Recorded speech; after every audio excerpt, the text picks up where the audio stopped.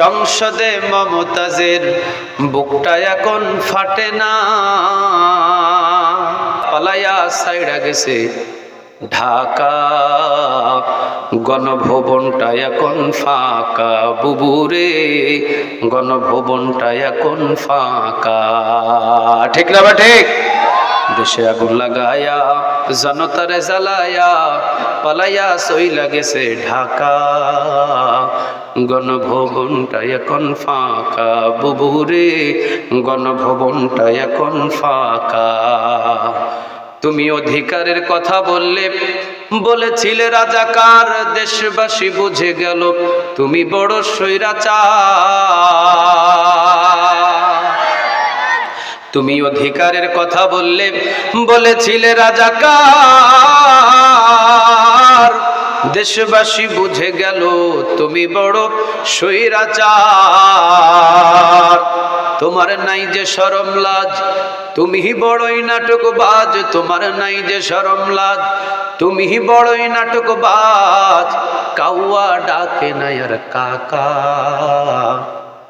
গণভবনটা এখন ফাঁকা, বুবুরে গণভবনটা এখন ফাঁকা। চিৎকার দিয়ে বলেন ঠিক না বেটে? ওরে খেলা হবে, খেলা হবে, শামীম তো আর বলে না, সংসদে মমতাজের বুকটা এখন ফাটে না।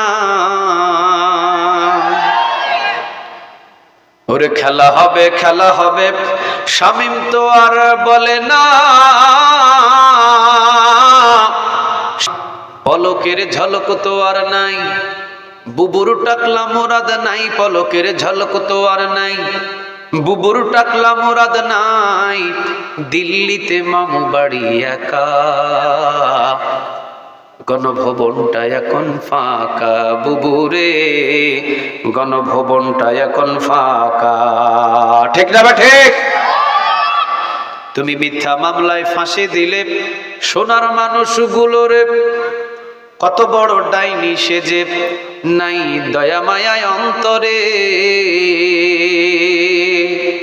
তুমি মিথ্যা মামলায় ফাঁসি দিলে সোনার মানুষগুলোরে,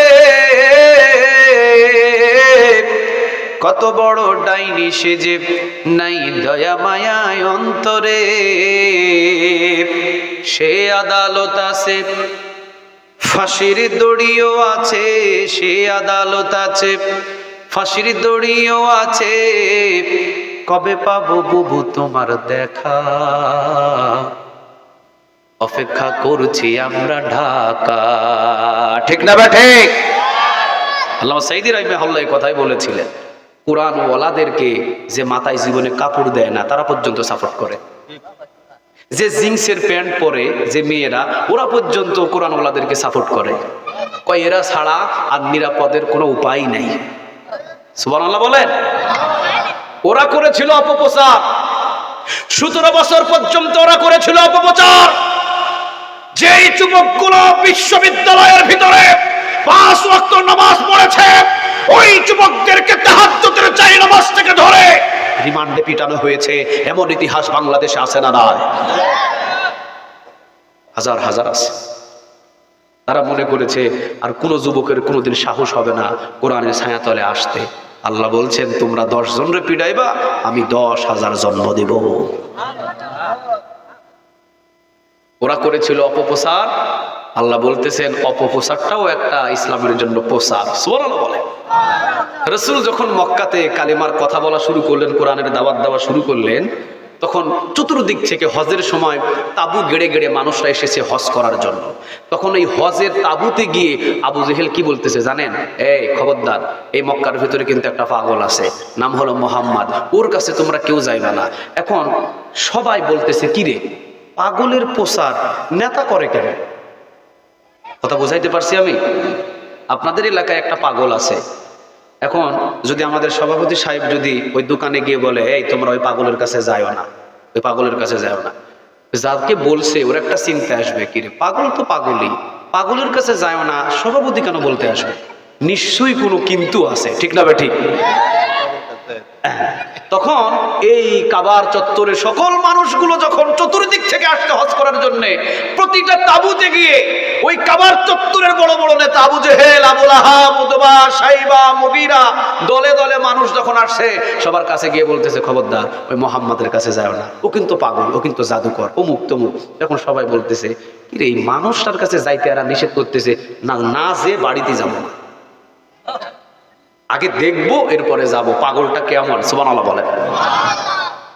খুঁজতে খুঁজতে পেয়ে গেলেন আব্দুল্লাহর ছেলে মোহাম্মদকে। অমুক কোথায় আছে ওই জায়গায়।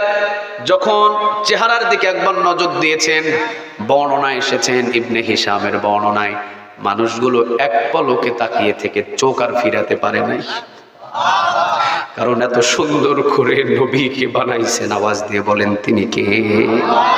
কিয়ামতের ময়দানে আল্লাহ রাব্বুল আলামিন একটা জান্নাতের ভিতরে একটা কনফারেন্স করবেন, জান্নাতের ভিতরে একটা মাহফিল করবেন। ওই মাহফিলের সভাপতি স্বয়ং আল্লাহ নিজে হবেন। সুবহানাল্লাহ বলেন। এবং ওই মাহফিলের প্রধান অতিথি হবেন আমার রাসূল মুহাম্মদুর রাসূলুল্লাহ সাল্লাল্লাহু আলাইহি ওয়াসাল্লাম। তো সাহাবীরা বললেন, ইয়া রাসূলুল্লাহ, এত বড় জান্নাতের কনফারেন্স হবে, সমস্ত নবীরা থাকবে, সমস্ত জান্নাতীরা থাকবে, এই জান্নাতের ভিতরে লাইটের কি ব্যবস্থা হবে? তখন রাসূল বললেন, সেখানে কোনো লাইটের ব্যবস্থা থাকবে না। আমি রাসূলকে যখন প্রধান অতিথির চেয়ারে বসানো হবে, আমি রাসূলের চেহারা নূরে পুরো জান্নাতের কনফারেন্স আলোকিত হয়ে যাবে। আমাদের আয়েশা রাদিয়াল্লাহু তাআলা আনহা উনি বলেছেন, বুখারী মুসলিমের হাদিস, আমার রাসূল যখন আমার ঘরে ঢুকতেন, আমরা সকল বিবি মিলে, আমাদের কোনো কেরোসিনের তেল কেনার টাকা ছিল না, রাসূলের চেহারা নূরের আলোকিত অবস্থায় আমরা আমাদের সেলাইয়ের কাজ শুরু করতাম। সুবহানাল্লাহ। আমাদের আয়েশা রাদিয়াল্লাহু তাআলা আনহা উনি আরো বলেছেন, তোমাদের ঘরে সূর্য উদয় হয় দিনের বেলা, আর আমি আয়েশার ঘরে সূর্য উদয় হয় সন্ধ্যাবেলা। সুবহানাল্লাহ। বাংলার পৃথিবীর ভিতরে যতগুলো হলিউড বলিউড মনে করেন আপনারা, যতগুলো হলিউড বলিউডের নায়ক এবং নায়িকা আছে, সমস্ত নায়ক এবং নায়িকাদেরকে যদি বেলকুচি রাতের বেলা দাওয়াত দিয়ে নিয়ে আসা হয়, সমস্ত হলিউড বলিউড যদি আপনাদের বেলকুচির এই মাঠে আসে, তাদের চেহারা দেখে কি অন্ধকার রাত আলোকিত হবে? অনেকের মনে ধারণা হয়ে যাবে অন্ধকার রাত আলোকিত হবে। বাংলাদেশের ভিতরে যে হলিউড বলে যে নায়ক নায়িকা, যাদের নাম আমার তো মনে নেই, যাদেরকে আছে আর কি, এই নায়ক নায়িকাদেরকে যদি নিয়ে আসেন, হিরো আলমদেরকে যদি নিয়ে আসেন, ওরাও তো একটা নায়ক, হ্যাঁ? তো এই নায়ক হলিউড বলিউডের নায়কদেরকে যদি নিয়ে আসেন এখানে, নায়িকাদেরকে যদি নিয়ে আসেন, আর যদি লাইট সব বন্ধ করে দেন, ওনাদের চেহারা নূরে এই অন্ধকার রাতকে আলোকিত হবে? কথা বলেন, আলোকিত হবে? আল্লাহ বলেছেন, ওহে নবী, আপনার টেনশন করার দরকার নাই, তারা করেছে অপপ্রচার। আপনার চেহারা একবার যে দেখবে, সে নিজেই সিদ্ধান্ত নেবে যে আপনি পাগল নাকি আপনি ভালো মানুষ। সুবহানাল্লাহ বলেন। তারা বলেছিল ইসলাম নামক দল হলো জঙ্গি, তারা বলেছিল ইসলাম নামক দল হলো এরা রাজাকার, তারা প্রচার করেছিল ইসলাম নামক দল হলো এরা রক্তকাটা। বাংলাদেশের জনগণেরা সিদ্ধান্ত নিল, যারা বলেছে তারাই পাগল, আর যাদেরকে রাজাকার বলেছে এরা তো রাজাকার নয়, বরং এরাই হলো প্রকৃতপক্ষে দেশপ্রেমিক। ঠিক না বেঠিক? ওরা তো দেশপ্রেমিক না, ওরা হলো ভারতের লোক, এই জন্য পালাইছে ভারতে। কথা বলেন না কেন আপনারা? ওরা তো আসলে দেশের মানুষ নয়, তারা তো ছিল ইন্ডিয়াদের দল, তারা তো ছিল রদের দল, এই জন্য ইন্ডিয়াতেই পালাইছে। আসলে যারা দেশপ্রেমিক তারা দেশেই আছে, দেশেই মরতে ভালোবাসে। সুবহানাল্লাহ বলে। তারা বাংলাদেশের লোক ছিল না, তারা ছিল ইন্ডিয়ার মানুষ। এই জন্য দেখেন না, ওই জায়গায় বসে আছে, ওই জায়গায় সবাই গিয়ে বসে আছে, আসলে ছিলই তারা ওই জায়গায়। আল্লাহ আমাদের এই বাংলার জমিনকে হেফাজত করুক, বলেন আমিন। আর একটু জুড়ে বলেন আমিন। সজাগ থাকতে হবে। উসমান হাদি সব সময় জন্ম নেয় না। উসমান হাদির মতো মানুষ আগামীতে জন্ম নিবে কি না এটা ইতিহাস বলতে পারে, আমি বলতে পারবো না। তবে আমার ধারণা উসমান হাদির চাইতে বড় কেউ জন্ম নেবে, কিন্তু উসমান হাদির মতো মানুষ জন্ম নেবে না। ঠিক না বেঠিক? আল্লাহ উসমান হাদিকে পরিপূর্ণ সুস্থতা দান করুক, বলেন আমিন। আর একটু জোরে বলেন আমিন। সজাগ হতে হবে, সজাগ হতে হবে। তাহলে অপপ্রচারও একটা প্রচার। ইসলামী কর্মীদেরকে বলা হয়েছিল রক্কাটা, রাজাকার, জঙ্গি, এটা যে একটা প্রচার। সবার ভিতরে ঢুকে ঢুকে তারা যাচাই বাছাই শুরু করলো, সে কেমন রক কাটা, সে তো রক কাটা, সে তো জঙ্গি, সে তো রাজাকার, দূরের কথা, তার ভিতরেই তো দেশের আসল প্রেম জাগ্রত হয়েছে। ঠিক না? ঠিক। আল্লাহ রাব্বুল আলামিন বলছেন এটা হলো একটা অপপ্রচার। নবী হে, এটা চিন্তা করবেন না, অপপ্রচারটাও একটা প্রচার। তারা এসে নবীর চেহারার দিকে নজর করে চোখটা ফেরাতে পারলেন না। তারা সবাই বললেন, আপনি মুহাম্মদ? হ্যাঁ, আমি মুহাম্মদ। শুধু মুহাম্মদ নয়, তা মুহাম্মাদুন রাসূলুল্লাহি ওয়াল্লাযীনা মাআহু আশিদ্দাউ আলাল কুফফারি রুহামাউ বাইনাহুম। বলেন কথাটা কার? আমি শুধু মুহাম্মদ যে তা নয়, আমি হলাম আল্লাহ রাসূল। সাথে সাথে মানুষগুলো বললেন, তাহলে গোপনে ভাবে তাড়াতাড়ি করে কালেমাটা পড়িয়ে দেন। তাড়াতাড়ি সবাই আমার সাথে বলেন, লা ইলাহা মুহাম্মাদুর রাসূলুল্লাহ সাল্লাল্লাহু। তারা চেয়েছিল বন্ধ করতে, কিন্তু নবীকে দেখার পরে চতুর্দিকে কালেমার দাওয়াত ছড়ায়া দিলেন। আওয়াজ দিয়ে বলেন, তিনি কে? আর একটু জোরে বলতে হবে, তিনি কে? এই মানুষগুলো মক্কা থেকে চতুর্দিকে গিয়ে গিয়ে প্রচার করে দিল, আমরা কালেমা পড়েছি, মুহাম্মদ নামক